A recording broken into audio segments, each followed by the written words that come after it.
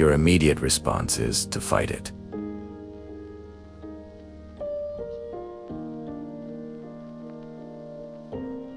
To push it down, to tell yourself to stop being afraid, to force yourself to be brave, to white-knuckle your way through it while pretending it's not there. And the fear gets worse, stronger, more overwhelming, because fighting fear is like fighting quicksand. The more you struggle against it, the deeper you sink.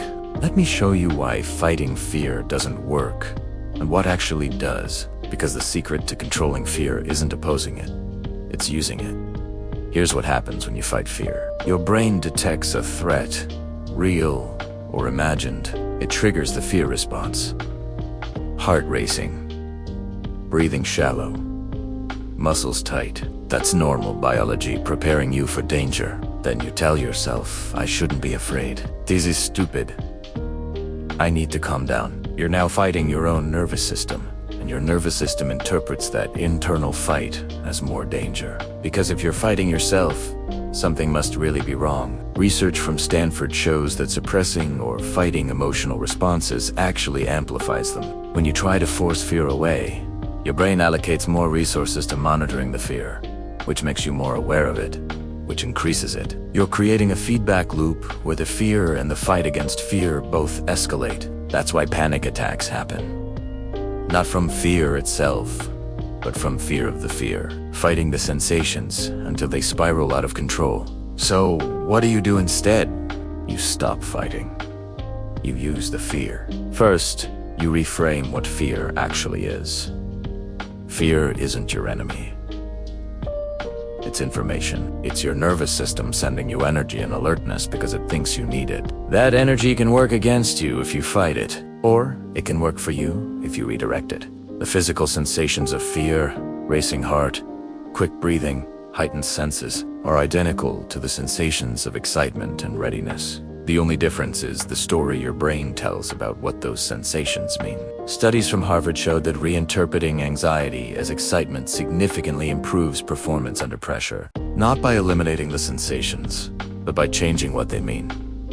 You're not panicking, you're getting ready. Your body is preparing you to perform. So when you feel fear, instead of fighting it, you label it differently. Out loud if you can, I'm not afraid. I'm excited. My body is giving me energy for this. It sounds like bullshit. It's actually retraining your nervous system to interpret arousal as useful instead of threatening. Second, you lean into the physical sensations instead of resisting them. Your heart is racing. Let it race. Notice it. Observe it. Don't try to slow it down. Just let it be there. When you stop fighting the sensations, something strange happens. They peak and then they start to decrease on their own. Because your nervous system is designed to return to baseline after a threat passes. But if you keep fighting, you keep signaling that the threat is still present.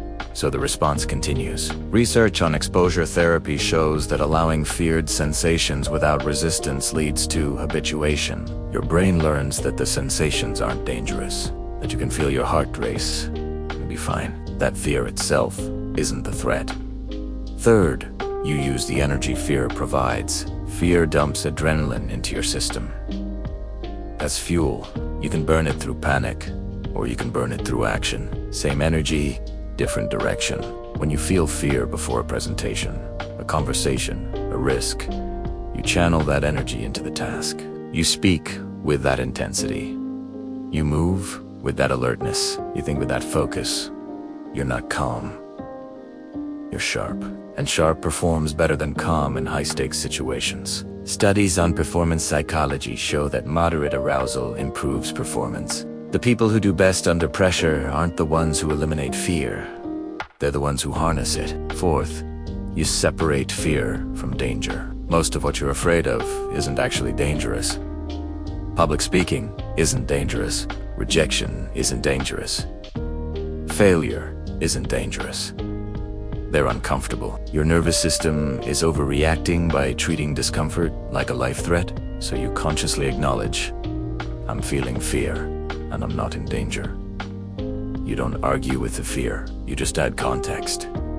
My body thinks this is dangerous. It's not. I'm uncomfortable, not unsafe. This allows you to feel the fear without obeying it. You can be afraid and still act. The fear doesn't have to go away for you to move forward. It just has to stop being the boss. Research on courage shows that brave people aren't fearless. They feel fear at the same intensity as everyone else. They just don't let it make decisions for them. They feel it and act.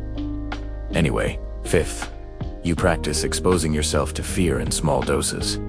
Not to desensitize yourself, but to prove you can handle it. You do the thing that scares you. The fear spikes. You survive. Your brain logs evidence that fear isn't lethal.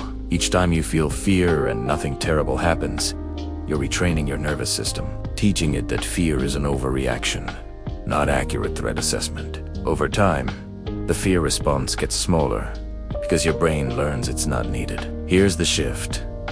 Stop seeing fear as the problem. Fear is just energy and information. The problem is fighting it, resisting it, trying to make it disappear before you act.